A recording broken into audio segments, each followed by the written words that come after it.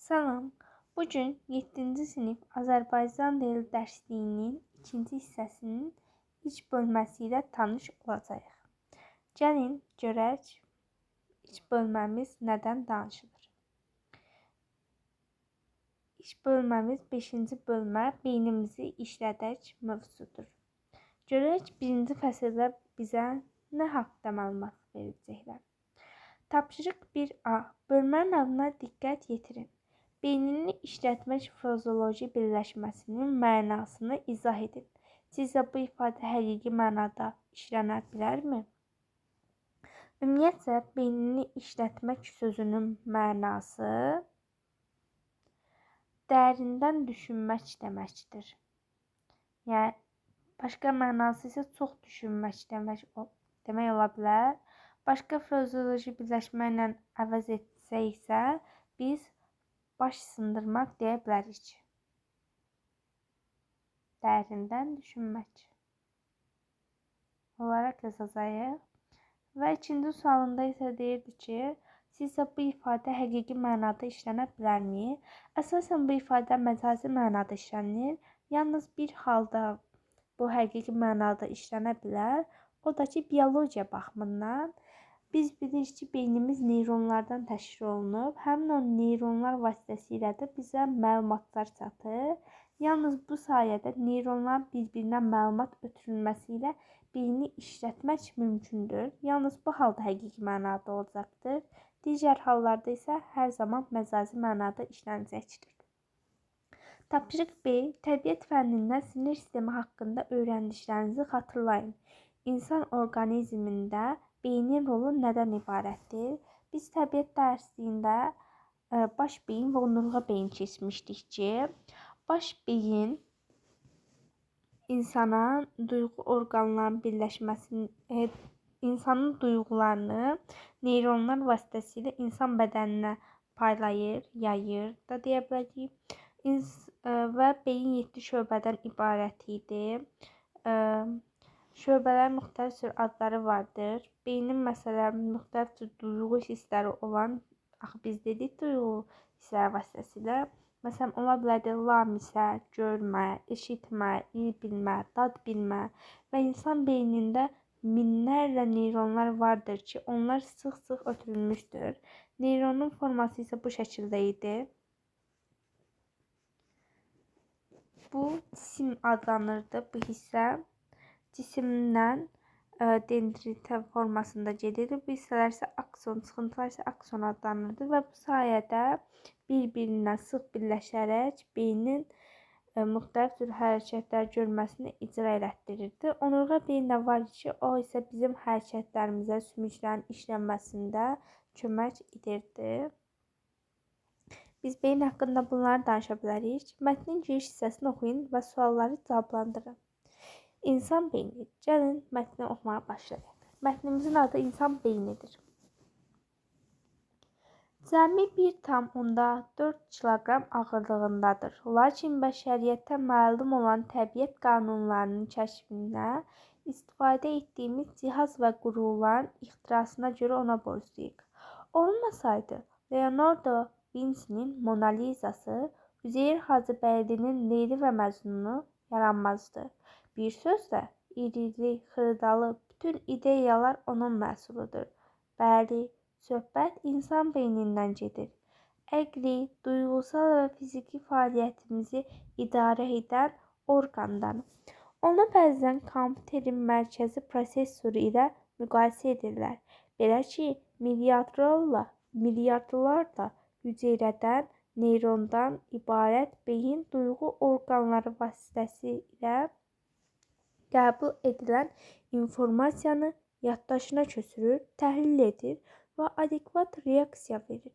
Adekvat sözünün mənası müəyyən bir hərəkətlə ona qarşı reaksiyanın uyğunluğu deməkdir. Qlosariyada da yazılmışdır. Sinonim olaraq isə biz uyğunluq deyə bilərik. Və əgər beyin həyatımız üçün bu qədər vacibdirsə, deməli, biz onu yaxından tanımalıyıq. Tanımalıyıq ki, nəyə qadir olduğumuzu bilək, yeni potensialımıza bələd olaq. İndi isə gəlin tapşırıq C-ni oxuyaq. Şəkillərdən istifadə etməklə altından xətt çəkilmiş cümləni genişləndirin. Prosesorla beyin arasındakı oxşar və fərqli cəhətlər haqqında danışın. Burada altından xətt çəkilmiş cümlə onu bəzən kompüterin mərkəzi prosesor ilə müqayisə edirlər, yəni beyni. İndi isə oxşar və fərqli cəhətlərin haqqında danışaq. Hər ikisini, məsələn, misal göstərə bilərik hər ikisinə. Hər ikisi təhdid edə bilir, saxlaya bilir, emal edə bilir, ötürə bilir. Bu kimi hər ikisinə uyğun olaraq deyə bilərik. Həm yəni prosesora, mərkəzi prosesora, həmçinin də insan beyninə demək mümkündür. Sonra isə məsələn, insan beyni neyronlardan təşkil olunmuşdur. Ancaq mərkəzi prosesor isə müxtəlif cür texniki alətlərin birləşməsi nəticəsində yaranmışdır.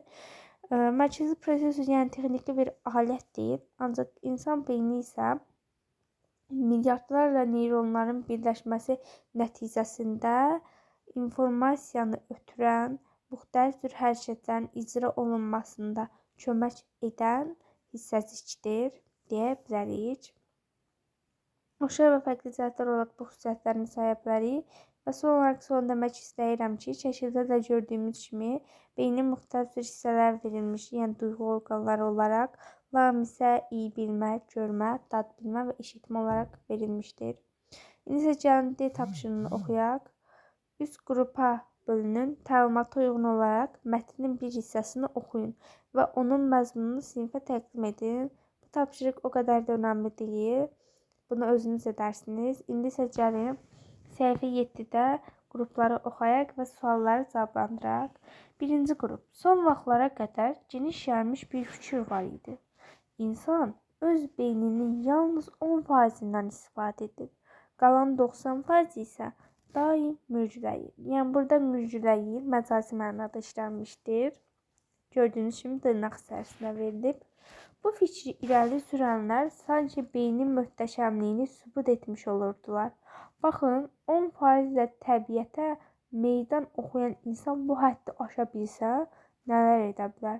Hətta deyirdilər ki, 10% həddini aşa bilən Hind yoqları havada uça, suyun üzündə gəzə bilərdilər. Əlbəttə ki, bu fikir məcazi mənada verilmişdir. Çünki heç vaxt bu hal mümkün deyildir. Bu sadəcə bir əfsanə olacaqdır. Bəs bu əfsanə necə yaranıb? 19-cu əsrin sonları, 20-ci əsrin əvvəllərində alimlər beynin ayrı-ayrı şöbələrinin funksiyalarını başa düşməyəndə belə qənaətə gəlirdilər ki, həmin orqanlar yuxudadırlar. Yenə məcazi mənada verilmişdir. Məşhur Amerika psixoloqu William James 1906-cı ildə Kişi enerjisi məqaləsində yazırdı. Biz yarıyuxulu vəziyyətdəyik. Mümkün əqli və fiziki imkanlarımızın yalnız kiçik hissəsindən istifadə edə bilirik. Bu sitat sonralar, yəni 1936-cı ildə Dale Carnegie'nin Dostların necə qazanmalı və insanlar necə təsir etməli kitabında yazılmış girişdə belə xatırladı. Harvard Üniversitetinin professoru William James bildirdi ki, adi insan özünün əqli imkanlarının yalnız 10%-dən istifadə edir. Carnegie'nin kitabı az bir zamanda böyük populyarlıq qazandı və beləliklə James'dən gətirilən sitat da bütün dünyada məşhur oldu. Lakin elm 10% haqqında əfsanə pus hesab edərək beynin hər bir hissəsinin öz funksiyası olduğunu sübuta yetirib. Yəni beyində bikar hissə tapılmayıb. Bikar burada məcazi mənada verilmişdir. Bikar burada yəni hissəsi tapılmayıb deyəndə, yəni işsiz hissəsi, fəaliyyət göstərməyən hissəsi tapılmamışdır. Alimlər müasir tibbi cihazlar vasitəsilə apardıqları tədqiqatlar nəticəsində bu qənaətə gəliblər ki, insan beyninin bütün şöbələri daim fəaldır. Kanadalı alim Barry Bernstein isə ağıl Breşteyn isə ağıl haqqında miflər 1999-cu ildə əsərində bunu təsdiq edən elmi dəlillər gətirir. Əvvəla, əgər beynin cəmi 10%-dən istifadə edilirsə, yerdə qalan yararsız zonaların zədələnməsi onun fəaliyyətinə təsir göstərər. Lakin beynin zədələri araşdırarkən məlum olub ki, təsirsiz ötüşən zədə yoxdur. İkincisi, insan beyni vahid kütlə şəklində deyil. O, ayrıca funksiyaları olan şöbələrə bölünür. Bu şöbələrin öyrənilməsinə 10 illiklər sərf edilir və indiyənədək funksiyası olmayan sahə müəyyən edilməyib. Tapşırığı. Oxuduğunuz hissənin birinci abzasında müəllif hansı tezi açıqlayır? Müəllifin bu tezlə münasibəti necədir? Hansı ifadələr müəllifin bu tezlə bağlı mövqeyini göstərir? Oxuduğumuz birinci abzas bu abzas olacaqdır. Və bizə burada deyirdir ki, insan beyninin yalnız 10% işlək vəziyyətdədir, 90% isə daim mürgüləyir. Yəni, insan beyninin 10%-dən çox əgər işləyərsə, onlar o qərara gəlirlər ki, hətta hindular uça bilirlər. Suyun səthində ayaqlarını qoyaraq geriyə bilirlər.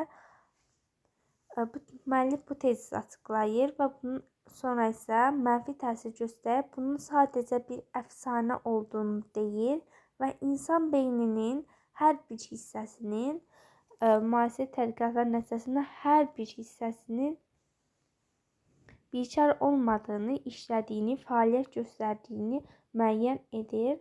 Hansı ifadələr bu tezislə bağlı mövqeyini göstərir?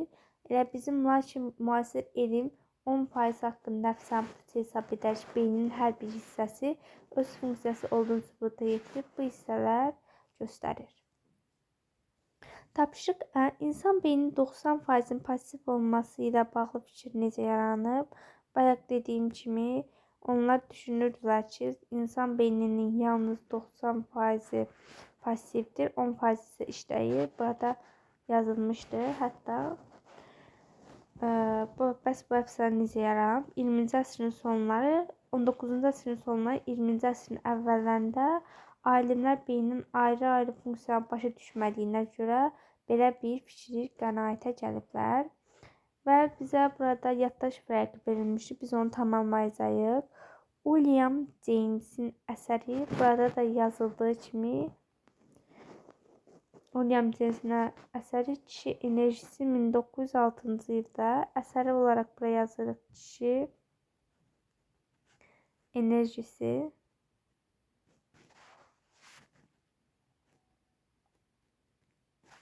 il olaraq isə, yəni tarix olaraq isə yazacağıq 1906-cı il.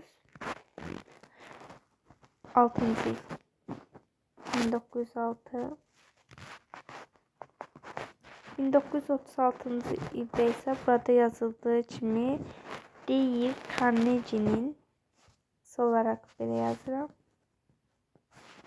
Keyif.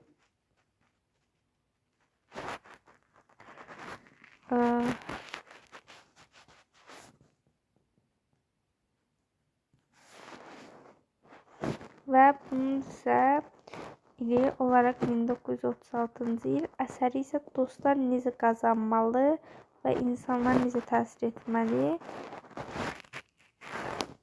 olacaqdır.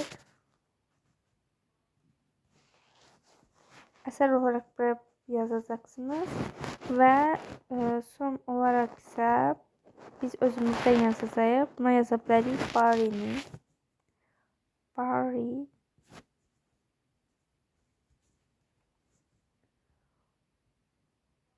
Barry və onun əsəri isə Ağıl haqqında miflər 1999-cu ildə olaraq yazacaqsınız. Cədvəl bu şəkildə tamamladıq. İndi isə gəlin if tapşırığına baxaq. If tapşırığı daha doğrusu. Müəllif mətnin əvvəllərində açıqladığı tezi tərkib etmək üçün hansı arqumentdən istifadə edir? Tərkib etmək, yəni əksini söyləyib. Əksini söyləyən isə bu abzas olacaqdır.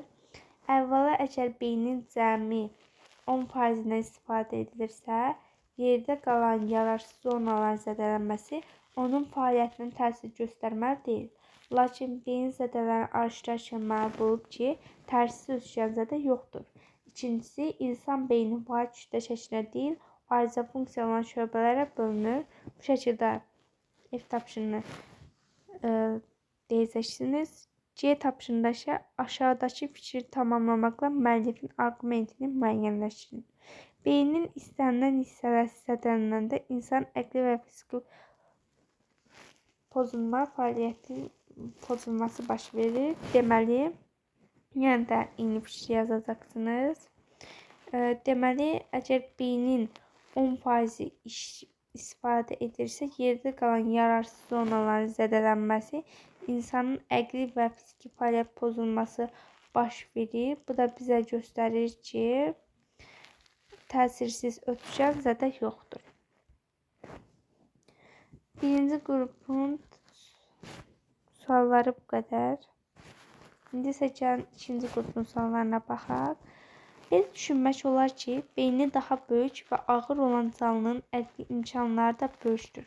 Bu mifi ilk dəfə Arthur dağıdıb. O bildirib ki, canlının intellektik səviyyəsi onun beyninin böyüklüyü ilə deyil, beyin çəkisinin həmin canlının ümumi ağırlığına nisbəti ilə ölçülür.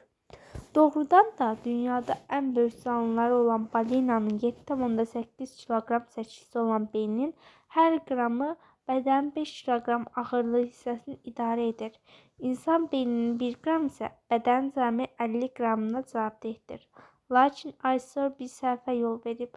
Eramızdan əvvəl 350-ci ildə qələmə aldığı heyvanların hissələri haqqında əsərində yazırdı. Bütün canlılar arasında öz çəkisi ilə müqayisədə ən böyük beyin insan beynidir. Arthur vaxtında kiçik heyvanların və həşəratların beynini tədqiq etmək üçün xüsusi avadanlıq yox idi. Əgər olsaydı, böyük alim bu göstəriciyə görə birincilik Qarışqaya verərdi. Bəli, təsəvvür edin, insanın təxminən 1500 qramlıq beyni onun bədən çəkisinin 2%-ni təşkil edir. Qarışqanın 3 milliqram beyni isə bu həşəratın çəkisinin 6%-ni təşkil edir. Lakin canlının əqli səviyyəsini ölçmək üçün 2 vacib göstərici də var. Bunlardan biri beyindəki neyronların sayıdır. Tədqiqatlar göstərir ki, insan beynindəki qırışlar çox mürəkkəb bir kompleksdir. Bu kompleks 10 milyardlarla neyrondan ibarət olub, bütün bədəni idarə edən bir mərkəzdir. İkinci amil isə bu neyronlar arasında olan əlaqələrdir. Beyin ölçülərindən asılı olmayaraq, neyronlar arasındakı əlaqə intellektin inkişafına xidmət edir. Beyinə nə qədər çox informasiya daxil olursa, neyronlar arasında əlaqə də bir o qədər artır. Bu əlaqə zəiflədikcə intellektik də məhdudlaşır. Burada təkamül sözünün mənası isə tanış gəlməyiblər. Təkamül sözünün mənası inkişaf, kamilliyə doğru və yaxud da ki, tədricən dəyişmə deyə bilərsiniz. Qeyd tapşırığı çox asan tapşırıqdır. Bunu özünüz yazarsınız. Burada mətndən istinad gətirməklə yazacaqsınız. Məsələn, birini izah edək. Böyük beyin güclü ağla uyğun olaraq yaza bilərsiniz ki, məsələn, Arthur vaxtında səhv edib ki, o balinanın ən böyük beyin olduğunu deyib 7,8 kiloqramda, daha doğrusu 7,8 kiloqramda ən böyük beyin balinadadır. Ancaq insan beyni isə Arthur deyib ki, ən böyük beyindir. Yəqin Arthur bunu şuur nəticəsində demişdir. Ancaq Arthur'un tədqiq edən cihazlar olsaydı, alim bu səhv etməzdi. O deyərdi ki, o birinciliyi kiçik həşərat olan qarışqaya verərdi. Bu şəkildə yazacaqsınız. Digərləri də eyni şəkildə. Məsələn, neyronların sayı milyardlarla bir-birinə sıx yerləşmişdir. Neyronlar arasında əlaqənin səviyyəsi, onlar bir-birinə sıx yerləşən impulslar nəticəsində informasiya ötür və beyin çəkisi bədən ağırlığının nisbəti. Bu hissəyə yazacaqsınız. 7,8 kiloqram çəkisi olan beynin hər qramı bədən 5 kiloqram ağırlığına hissəsini idarə edir. İnsan beyninin 1 qramı isə bədənin 50 qramına cavabdehdir. 1500 qramlıq beyin onun bədən çəkisinin 2% təşkil edir. Qarışqanın 3 mg beyni isə baş yarı çəkisinin 6% təşkil edir. Bu şəkildə qeyd tapşırığını tamamladıq. İndi isə 3-cü qrupu oxuyaq. İnsan beyni 2 yarımkürədən ibarətdir. Bəzi alimlərin fikrincə onların funksiyaları xeyli dərəcədə fərqlidir. Sol yarımkürə məntiqi və analitik düşünmə sistemini idarə edir. Sağ yarımkürə isə daha çox bədii təxəyyül və yaradıcı təfəkkürlə əlaqədardır. Beynin sol yarımkürəsi güclü inkişaf etmiş insanlar mərkəb layihə planlaşdıra, tədqiq elmi hesaba apara bilərlər. Rəssam, yazıcı və musiqilərdə isə daha çox sağ yarımkürə inkişaf etmiş olur. Onlar obrazlı düşünür və daha emosional olurlar. Lakin bu geniş fikri qəbul etməyənlər də var. Məsələn, ABŞ-nin Utah ştatında olan neyrobioloq Jeffrey Anderson yazır. Əlbəttə, bəzi insanlar daha çox məntiqi düşünür, digərləri isə öz fikirlərini intuisiya, təxəyyülə üstünlük verirlər. Lakin bu heç də beynin sağ və sol yarımkürələri ilə bağlı deyil. Independent jurnalı 27 fevral 2016-cı il. Alimin fikrincə beyində gedən əqli prosesdə sağa və sola ayıraraq bu cür bəsit şəkildə məntiq və fantaziyaya aid etmək olmaz. Rusiya alimi Aleksey Ivanski öz Amerikalı həmkarının fikrinə qismən razılaşır. O bildirir ki, beynin sağ və sol yarımkürənin funksiyaları arasında fərqi inkar etmək olmaz. Fikri əsaslandırmaq üçün Purov Ivanski beyində nitq mərkəzinin bütövlükdə sol yarımkürədə yerləşdiyini bildirir. Alim fikrincə nitq fəaliyyəti və məntiqi analitik düşüncə ilə sıx bağlıdır. Bununla yanaşı, Aleksey Ivanski Amerikalı kolleksiyasının fikrində haqq qazanaraq deyir ki, beynin yarımkürə funksional baxımdan bir-birindən kəskin şəkildə ayırmaq doğru deyil. Tarixin yaddaşında dahi kimi qalan insanlar əksəriyyəti həm məntiqi, həm də yaradıcı təfəkkürü güclü inkişaf etmişdir. H tapşırığı oxuduğunuz hissədə müəllif hansı problemi qaldırır?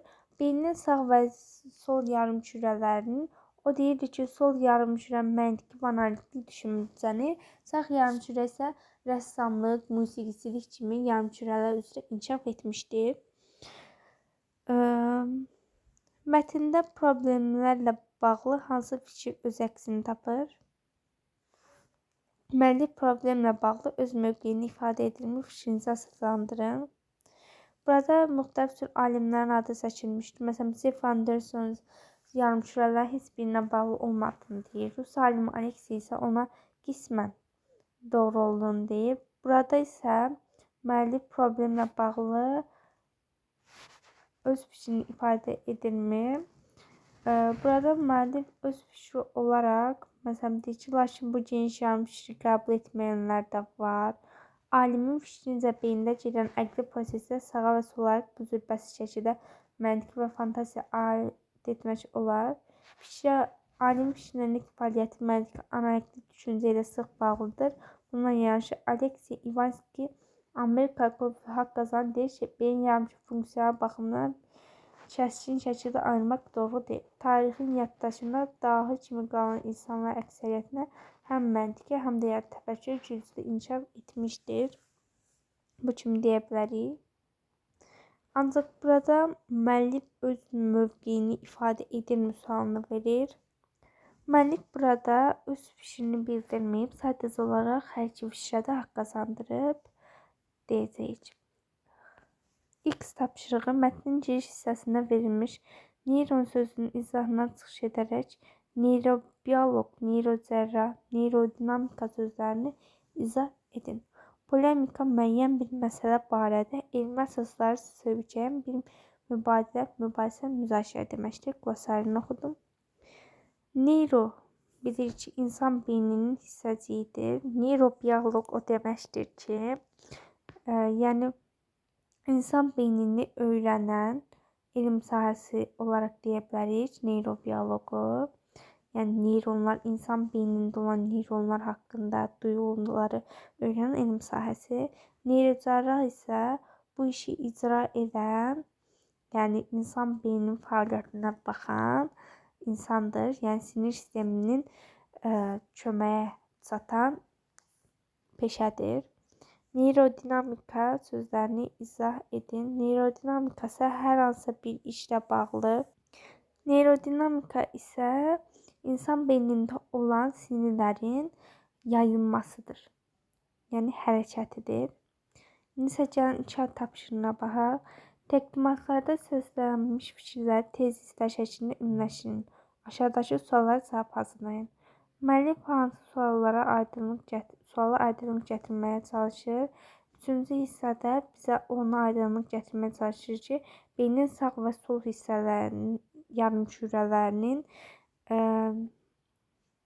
müəllif burada tez gətirib ki, sol yarımkürə məntiq analitik, sağ yarımkürə isə musiqiçilik, rəssamçılıq kimi fəaliyyətlərdir. Bu suala cavab gətirib. Sonra isə bizdə burada ikinci hissədə beynin kütləsinin ağırlığının hissəsini müəyyən gətirib ki, insan beyni ən böyük beyin deyildir.